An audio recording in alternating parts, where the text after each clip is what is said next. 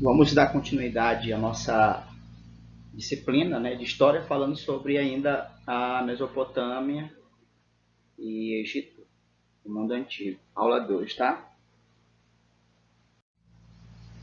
Temos aí a agricultura, foi fundamental aí para a população mesopotâmica, que deixou de se sustentar apenas com o que a natureza oferecia e também passou a produzir o que queria e principalmente na quantidade necessária.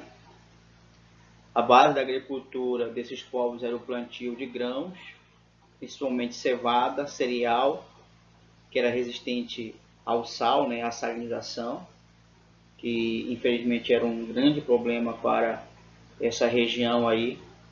Além da cevada, eles também produziam pão e cerveja, havia o cultivo de trigo, de linho, de gergelim, né, usado na produção de óleo para alimentação e iluminação, de tâmaras e de legumes, e também cebola e alho, né? Já ocorreu também a domesticação de animais, que teve início aí por volta de 7.500 a.C. Foi extremamente importante para que a sociedade mesopotâmica pudesse se estabilizar, né? A criação de ovelhas, cabras e porcos possibilitou o consumo de carne e leite, e a fabricação de lã e couro, que auxiliavam na agricultura, porque o gado ele pisoteava, enterrava as sementes, o boi era usado como animal de tração, puxando arados e carroças, e o asno e a mula como os principais meios de transporte na época. Um outro fator que, na tentativa de controlar as inundações, foram construídos barragens e canais para drenar a terra. E para as terras mais distantes, o que eles fizeram? Eles desenvolveram as técnicas de irrigação, e ao mesmo tempo em que as ferramentas de cultivo foram sendo aprimoradas. Isso permitiu aos povos mesopotâmicos o aumento da produção agrícola, favorecendo o crescimento do comércio e a especialização do trabalho.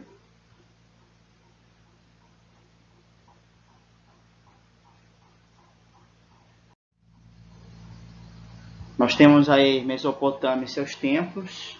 O aparecimento das primeiras cidades levou à proliferação de centros urbanos. Esses centros urbanos, eles tinham, por exemplo, quarteirões residenciais, tinham portos, tinham pontes, muralhas, palácios. Entre essas primeiras experiências urbanas, a história da humanidade, estão aí especificamente algumas cidades, como por exemplo Uruk, Churupaq, Kish, Lagash, Uma, Eridu, Obeidi e Ur, né? Foram as primeiras cidades construídas aí. Os palácios e templos, como vocês podem observar no slide, eles eram chamados de zigurates. Eles serviam como locais não só religiosos, mas também eles eram utilizados para práticas políticas e militares. Desde o quinto milênio a.C., os templos eles passaram a ter cada vez mais importância, de modo que todas suas estruturas arquitetônicas passaram a refletir um crescente papel nas sociedades. Como eram feitos os zigurates? Eles eram feitos de tijolos de barro cozidos. Essas construções apresentavam base quadrada ou retangular, na forma de um terraço alto, com pisos em vários níveis. O núcleo era constituído de tijolos secos ao sol, cobertos por uma camada grossa de tijolos cozidos em forno. Para chegar ao topo do templo havia escadas feitas de tijolos esmaltados. Então nós temos agora o surgimento da escrita. Como vocês podem observar aí, as sociedades mesopotâmicas, elas foram as primeiras a desenvolver um sistema de escrita. Então vale ressaltar que essa criação não foi imediata, mas sim um resultado de um longo processo em que se buscava uma forma de registrar e comunicar informações. Então, esse sistema em si de escrita, ele passou a ser chamado de cuneiforme. Então, como vocês podem observar no slide, a escrita era utilizada nos templos e palácios com a finalidade de controlar a produção, o emprego da mão de obra, a circulação de bens e o contato com a sociedade. E também era usado pelos sumérios, babilônicos e assírios.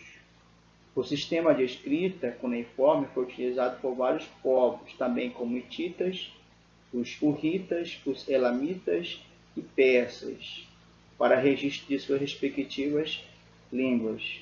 As sociedades mesopotâmicas foram as primeiras a utilizar amplamente a escrita, embora o domínio da técnica de ler e de escrever tenha permanecido limitado a grupos sociais pertencentes ao topo da cadeia hierárquica.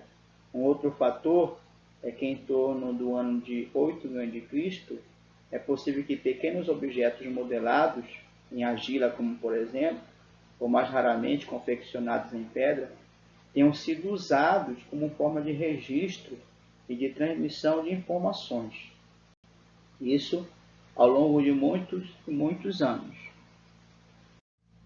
E aí nós temos o significado da palavra cuneiforme, que vem do latim cuneus, que remete a um objeto pontiagudo, utilizado para separar, quebrar e dividir pedaços de madeira ou de pedra. Então, o sistema de escrita recebeu esse nome em virtude do aspecto dos sinais comunicacionais, que tinham a forma de cunha. No início, a escrita cuneiforme ela era chamada de pictográfica. Por que pictográfica? Porque era baseado em imagens. Tá? Em todas as expressões eram registradas por meio de símbolos, de modo que seus símbolos representavam a aparência, ou seja, a imagem daquilo que se desejava retratar. Posteriormente, essa representação ela foi adquirindo uma forma com valor fonético, né? Já que consiste já nos sons, né? que as letras se representavam, por exemplo, AB, BA, BAB. Então, era um tipo de registro que que utilizamos, né, na verdade, até o dia de hoje. Os tablets com registro cuneiforme correspondem a uma parte significativa dos objetos recuperados nas escavações arqueológicas em sítios mesopotâmicos.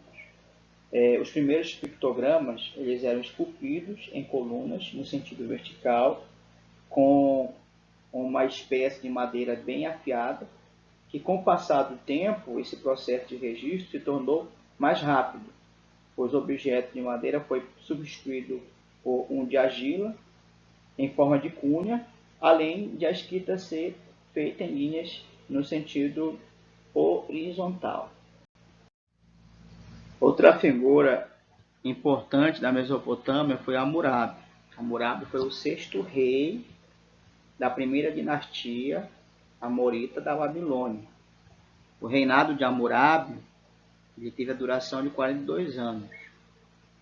Ele tinha uma política de unificação da região por meio do uso obrigatório da língua, a chamada língua acadiana, e também ao deus, né, chamado Marduk.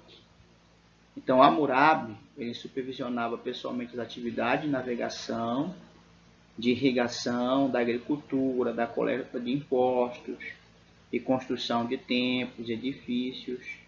No entanto, esse rei é lembrado principalmente pelo método de codificação das leis que norteava a sociedade babilônica, que ficou conhecido como Código de Hammurabi.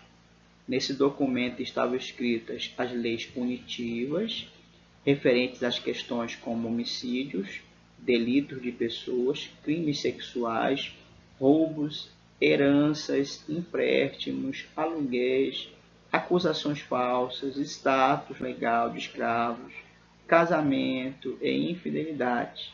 pagamento de impostos, compra e venda de terrenos, faziam parte aí do documento.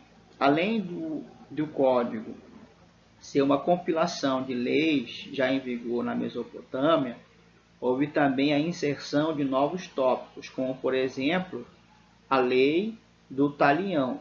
O que era a lei do talião? A lei do talião, ela consistia na hoje chamada retaliação, ou seja, um princípio legal da justiça em que a norma impunha uma punição quando um crime era cometido, o famoso olho por olho e dente por dente. A codificação das leis unificou diferentes códigos existentes nas cidades do Império da Babilônia, com a pretensão de estabelecer normas aplicáveis em todo e qualquer caso. Isso impediria que todos fizessem justiça com as próprias mãos, pois, sem uma lei escrita a ser aplicada pelos juízes, era fácil para cada um agir como bem entendesse. Então, as penalidades, elas eram atribuídas a cada crime, elas eram aplicadas tendo em vista o fator de intencionalidade e a categoria da vítima e do agressor. Ou seja, a pena seria maior se o crime fosse cometido intencionalmente e menor a pena caso tivesse ocorrido por causas acidentais. Maior se a vítima fosse um homem livre e menor se fosse um escravizado.